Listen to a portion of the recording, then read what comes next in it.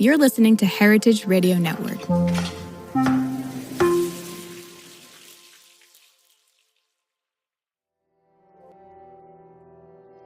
Hey everyone, it's Taylor. I'm back with another episode of From the Pantry. This is episode 3 of Hannah Chouinard's arc, The Cult of Chef, and it's the finale.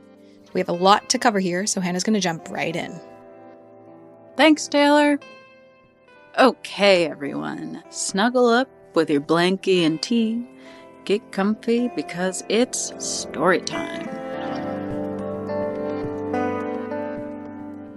During the pandemic, I worked at a small, family-owned restaurant in Bed-Stuy. It was a really sweet neighborhood spot that had a great reputation. A lot of the staff were personal friends of the owners who, like many of their employees, were fairly recent immigrants to the U.S. It was their first ever restaurant, and for a while, it really felt like a team project. We were all coming up with new ideas for service and new things to put on the menu. Friends would host pop-ups and spin records during dinner. It was a really amazing place to work. But then, about a year after I started working there, the owners came to the staff with a new contract. It included language about how all employees would be redefined as independent contractors and therefore not eligible for overtime pay. There was also language in it saying that if we quit, we wouldn't receive our last week's pay. The handful of workers who had a lot of experience in U.S. restaurants were upset about this obviously unlawful contract. We asked the owners to revise it, but were turned down and pressured to sign, so we started a union drive. When we tried to rally our colleagues to sign on with us, a lot of them told us they were afraid of what the consequences might be. Some believed they would be fired or that the restaurant would become a hostile place to work. Others, who were undocumented, were afraid people would be deported if they tried to fight for their rights. They didn't believe their legal protections against retaliation would be enforced, so the union drive failed. This was disappointing for many reasons, but most of all because the main thing that foiled our attempts to organize was misinformation. Things might have gone differently if employees knew about their rights, or if they'd seen that unionization is possible and leads to a healthier, better working environment.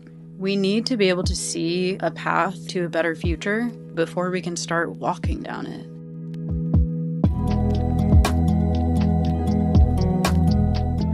We all know where I stand on this, so I'm not going to mince words. I think we need media to do a better job covering labor issues in food service. Solving the problems laid out in the previous episode will require a lot more than just education and awareness. Yes, but that's a place to start. Food media and media more generally hasn't done a great job of telling stories about where we are now, and an even worse job of showing us how to move forward. Remember those stats about HRN's coverage of chefs from way back in episode 1? Here's a refresher. 15 years, 17 shows. Almost 3,000 episodes interviewing many hundreds of chefs. Well, compare that with our coverage of issues related to restaurant workers' rights. The network has produced less than 20 episodes covering conditions for food service workers, all of which were published in the last 5 years. The 7-episode series Shift Work is the only show on the network dedicated to discussing wages, sexual harassment, discrimination, and workplace abuse that define this industry for many workers.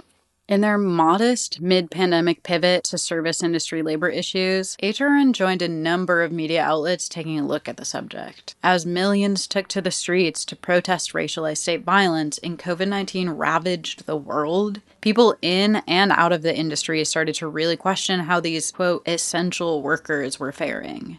And the answer was not that well. Good Friday morning. Welcome back, everybody. As we head into the first weekend of this state of emergency, we're thinking about the hardest hit industries, including restaurants and bars who have had to close their doors. In the first weeks of the pandemic, most restaurants severely limited staffing or shut down entirely. As a result, nearly 6 million workers lost their jobs. Those who were able to stay employed, mostly back-of-house workers and management, paid a high price. Line cooks were more likely to die from COVID than workers in any other occupation in the country. Because if they did come down with it, they likely weren't able to take advantage of potentially life-saving benefits like paid sick leave or, health insurance. When all of their favorite restaurants started closing, the non-cocktail shaking public started to take notice. Food-focused publications like Eater and Grub Street supplemented their coverage of the great 2020 bucatini shortage with pieces on the trend of low-wage workers enforcing COVID regulations and risking their lives with little payoff. General news outlets jumped in too. CNN was heralding the, quote, restaurant apocalypse, and the New York Times profiled a series of contract delivery workers. The left-leaning outlet Jacobin dove into restaurant labor in an article citing a One Fair Wage study on rising rates of sexual harassment and declining tips. Even the staunch anti-reformers at Fox News followed suit, publishing an explainer of the same study a few days later. But since most of America has shed their masks and restaurants have reopened at full capacity, the world doesn't seem particularly interested in labor conditions for the server delivering their bottomless mimosas. For the most part, we're back to where we were before the pandemic, sharing cover stories like uncritical profiles of Michelin-awarded restaurants and the secret to summery desserts in winter.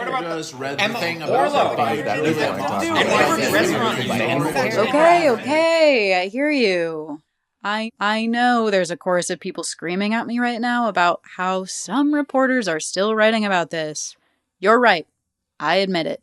It's true. There are some notable exceptions to this rule, but they are exceptions. Food media's spotlight has mostly turned away from workers and back to, well, food. And while I think it's really harmful in so many ways, I kind of understand. When you're inundated by news about fascism and genocide, it's a lot more appealing to read an article about where to buy cheese tea in New York City than about how racism and misogyny have ruined yet another one of your favorite things. It's really tempting to ignore the challenging and painful parts of the industry and lull yourself into complacency with a list of Valentine's Day tasting menus.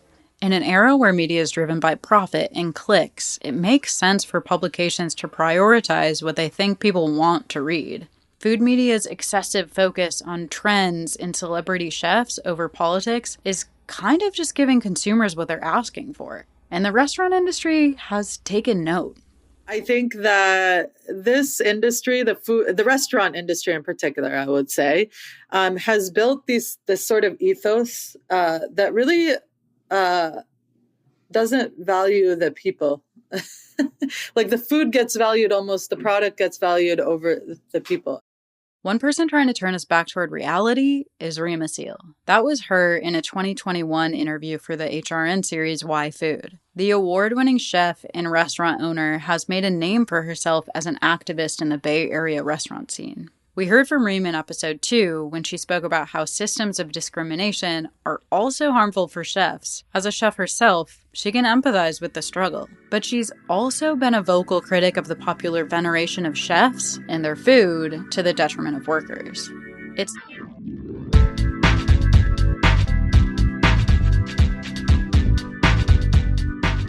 It's not just media diverting people's gaze. There are other players in the systems that influence a restaurant's success. Along with top restaurant lists by New York Times and other prominent news outlets, industry giants like the Michelin Guide and James Beard Foundation have a massive impact on restaurant reputation and visibility. Both organizations are clear that their assessments of restaurants and chefs have prioritized food quality above all else. Because their influence is so powerful, it's worth it to take a minute to talk about how exactly they make their decisions.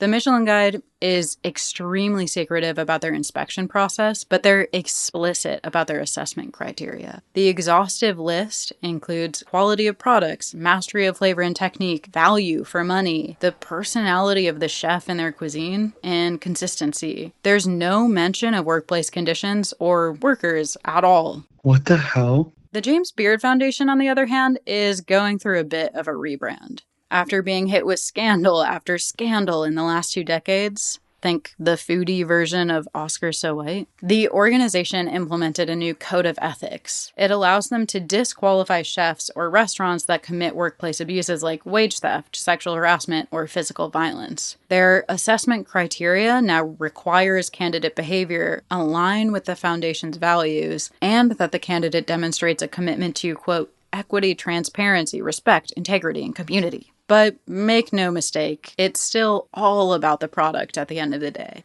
To pull from their assessment criteria again, quote, food remains at the core of these awards.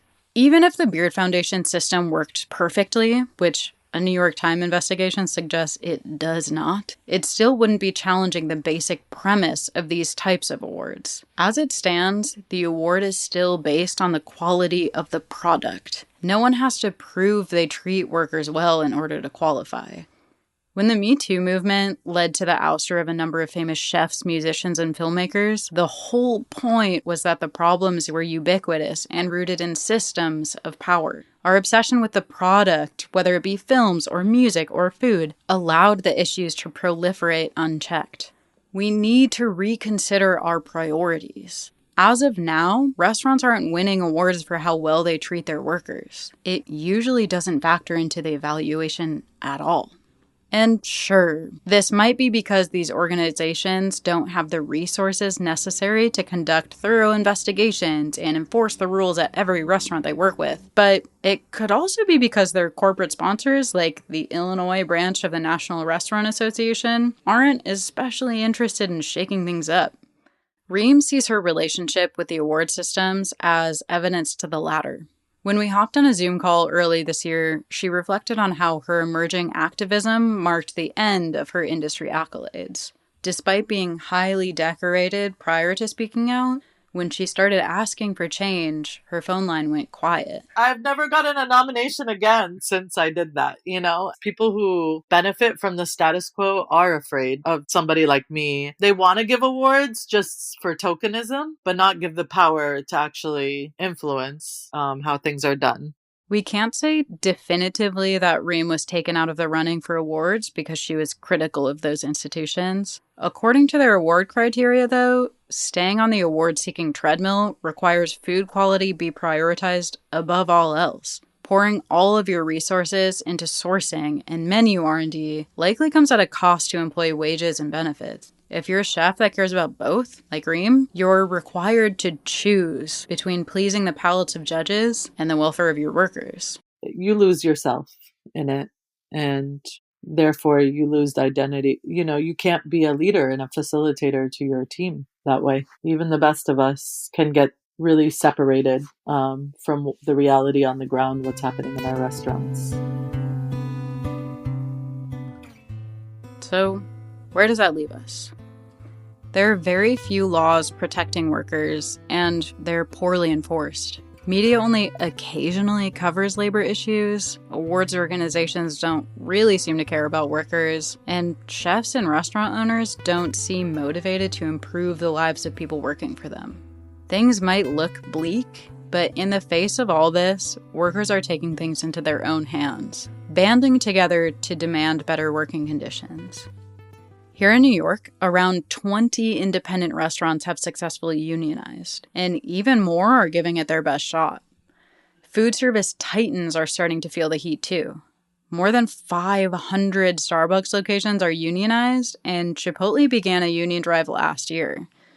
Through collective action, workers in these unions are fighting against the longstanding belief that employees are dispensable and interchangeable, as in, if one puts up a fuss, they can simply be fired and replaced. Unions can make a huge difference for workers in any industry, but we have yet to see broad changes in food service. The contemporary union push is pretty fresh, and it's unclear how effective it will be, especially since it hasn't yet been paired with robust legal reform.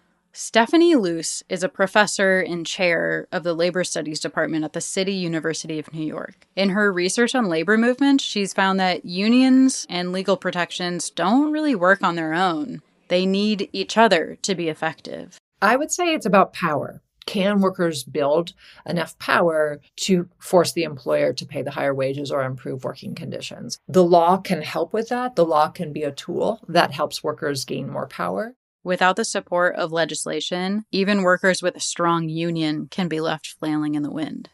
During our interview, Stephanie made a point that I hadn't really considered before. When I think about passing laws protecting restaurant workers, I usually imagine workers fighting against the general public. Like, diners don't really care what workers' labor conditions are as long as the bill doesn't go up. But Stephanie believes that the public actually does want to support workers. They just don't know how.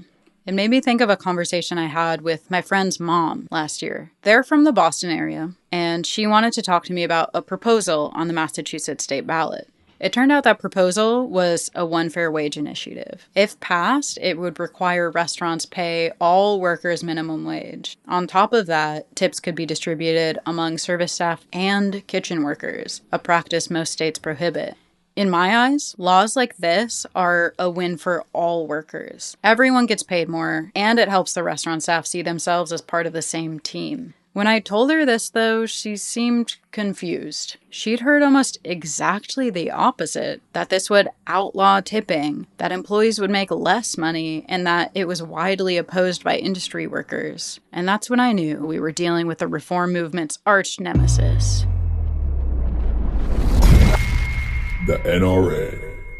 Not that one. I'm talking about the other NRA, the National Restaurant Association. So, for those of you not watching, which is everyone, I just had my hand covered over my mouth because the NRA literally gives me the heebie-jeebies. I have briefly heard about the National Restaurant Association because of this very specific mix-up of NRA and NRA when I was working on the build. But I don't know much about them because when I worked in hospitality in earnest in restaurants, it was in Holland. And they don't believe that they belong to the NRA of America.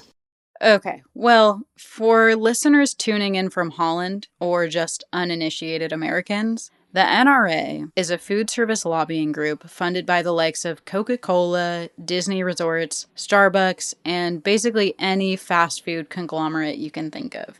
They claim to serve the industry, but in practice, they've been known to protect the interests of restaurant owners and corporations.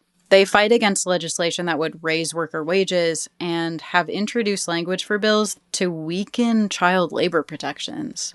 In the age of Citizens United, I guess it's not that surprising that an organization with immense influence on our legal system is largely unknown. But I've been genuinely shocked to learn that even most of my hospitality colleagues have never heard of them. And maybe that's because we rarely ever get to read about them. In the last handful of years, a scant few articles have been written about them by major publications. This network, for instance, has never published a critique of the NRA, but it has published an episode interviewing one of their board members. Hi, Dan. Welcome to the show. Hello. Thanks for having me. Since they're working for the people who benefit most from the status quo, they fight hard against efforts to make the industry better for workers. Aside from litigation and lobbying, one of their tactics is spreading misinformation about the impacts of potentially reformative laws. And because of the huge money backing them, they're really effective. There are a lot of people, like my friend's mom, who want to help workers but don't know how because the loudest voices they hear are coming out of the NRA's megaphone. That initiative in Massachusetts failed to win a majority of the popular vote, so tipped workers there are back to the drawing board. But we actually have seen some movement on the sub-minimum wage front in the last handful of years. One fair wage is now the law in 7 states and on the ballot in more. But even if laws are in place that should guarantee better conditions, those in power don't always follow through unless they think they have to. We acknowledge that fact every year on June 19th. Luce is clear that today, like every other moment in history, we can't rely solely on laws to protect us. You can pass a really good law, but if workers don't know about the law or they're afraid, or if they try and enforce their legal rights, they can still be fired, right? And they have no recourse because the laws are poorly enforced. And so you still need that level of workplace organization of some form, whether it's a union or, just worker solidarity. You still need that kind of power to enforce the laws. Even if the letter of the law protects workers, they still need to be well organized and educated about their rights. Think back to that unnamed restaurant I talked about at the top of this episode. Despite being fully protected by the law, workers there didn't think they had any power and weren't sure the fight was even worth it. They'd never seen examples of workers standing up for themselves and coming out better off on the other side. In an industry like food service, where there's very little inter-workplace organizing, it's really easy to feel hopeless in the face of these huge problems, especially when there's no evidence that we should ever expect anything better. It can be really hard to remember that you have just as much right to a safe and healthy workplace as people in other industries when those same people are talking about how tipping culture has gotten out of control. And it's tough to hold your boss accountable when everything you read online says their presence and power is the most important thing about your workplace. We can't change our circumstances without any hope that it's achievable. And we can't build that hope alone. They need help from, you know where I'm going with this, the media. A lot of people are cynical that, things suck. It's hard for workers. I don't think it can change. That's where I think our challenge really is. I think the missing link where we could go farther is not just people telling their stories, but seeing a hopeful path for change. There's this social scientist named Carl Boggs who coined the concept of prefigurative politics. Without getting too much into the weeds, he argued that political change doesn't just happen organically. It is made by active and explicit world-building practices. This is happening in food service right now, but we never get to hear about it. There are countless people working toward a better future for the industry. This podcast covered One Fair Wage and Rock United, but there are dozens of others. There's Chad in Chicago and Fig here in New York. There's the Restaurant Workers Community Foundation and Los Deliveries Unidos. Worker-owned cooperatives and restaurant unions are popping up all over the country. These organizations are dedicated to raising awareness of labor issues in the industry, holding workplaces accountable, educating workers about their rights, and proving that restaurants can be successful outside the paradigms we've long considered essential to their operations. They are actively building a new food service world. Thanks to the work of those reformers and revolutionaries, we're starting to see movement. It gives me hope that similar things are in the works for other industries and communities as well, because as much as we've talked about food service, these issues are not unique to this industry. Even against great odds, with the systems against us, someone is always trying to find a way to make things better. We desperately need our media to reflect that. We need more journalists talking about the problems and showing that they're examples of organizations fighting for and achieving real change. Visibility is critical to the success of projects trying to transform food service to work better for everyone. Now more than ever, we need to remember that. It's not lost on me that by the time the story is released, we may have seen the end of the National Labor Relations Board, an agency dedicated to protecting workers' rights. Just hours before I sat down to write the first draft of this, Donald Trump fired a leader of the NLRB as a form of political retaliation. Press freedom is on the line too. Jeff Bezos, the owner of the Washington Post and a MAGA sycophant, has released a statement that the outlet will now only publish right-wing neoliberal opinions. Since Trump took office, the FCC has filed lawsuits against CBS, NPR, and PBS. They've threatened to cut federal funding or rescind broadcasting licenses entirely if they publish content critical of the administration. These things are very scary for media workers. Even I, someone with essentially no platform, am afraid that talking about what's important could get me in trouble. Whether it's criticizing an administration that could detain me without recourse, or criticizing chefs with powerful connections in the industry that pays my rent. Standing up against power can be a risk, but refusing to do so forces people with less privilege to do that standing up for you. You and I both worked on an episode of Meat and Three last year that was about the bittersweet history of pralines. And I got to spend time with Robert King, Black Panther, member of the Anglo Three, said that if that's what it took for him to be able to hear and understand the message of the Panthers, which is also the message of Malcolm X, which is also the message of all of the freedom fighters, if it took him all of that time in solitary confinement in order to understand that message and really be able to figure out how he steps into it, then it was worth it. And to hear a person who spent that much time in his life in solitary confinement in one of the most notoriously violent and difficult and just awful prison industrial spaces in the United States of America, then what are we doing?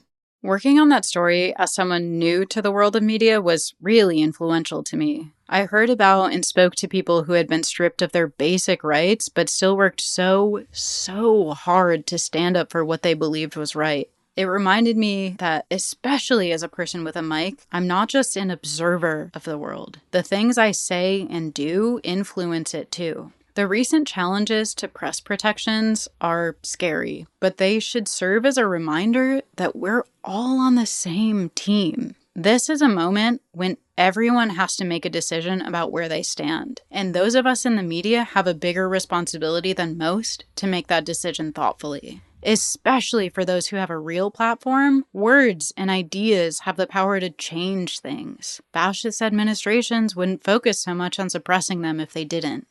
Media is a lever to control power, and everything we publish pushes the balance towards someone. It's every journalist's choice who that is. Who do you want to align yourself with?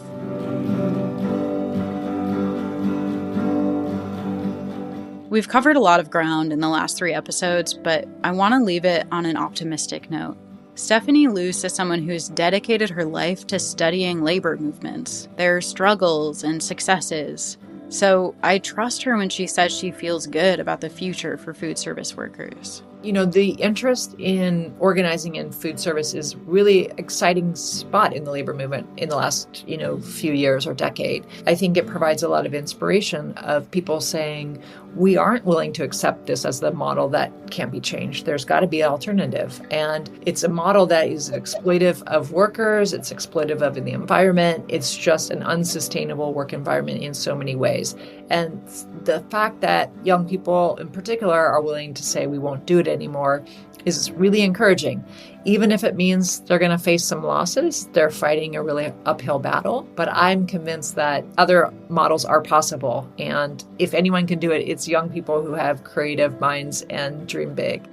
Looking toward the people working for change has made me feel hopeful for the first time in a long time. The industry I've called home for more than a decade has a lot of really tough issues, but I really believe that if we work together, media, lawmakers, workers, and the public, we can make it better.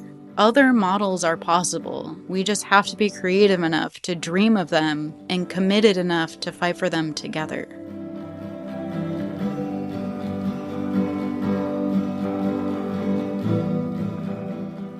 The Cult of Chef is written, produced, and edited by me, Hannah Chouinard. Our host is the one and only Taylor Early.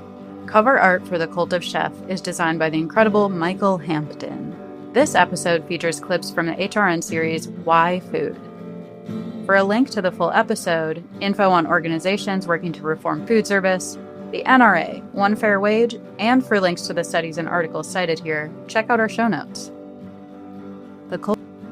This episode of From the Pantry was produced by Hannah Chouinard, with support from Sam Girardi, Sasha DeBose, and Addison Austin Liu. From the Pantry is an original limited series that I developed for HRN. Our executive producers are H. Conley and me, Taylor Early. Our audio engineer is Sam Girardi. This program is supported, in part, by the Julia Child Foundation for Gastronomy and the Culinary Arts, as well as public funds from the New York City Department of Cultural Affairs in partnership with the City Council. From the Pantry is powered by Simplecast. From the Pantry is a production of Heritage Radio Network, the world's pioneer food radio station. Learn more at heritageradionetwork.org and follow us at heritage_radio and at meaty.gram. And in case you haven't already, don't forget to sign up for our new and improved HRN newsletter. You can find the link in our show notes.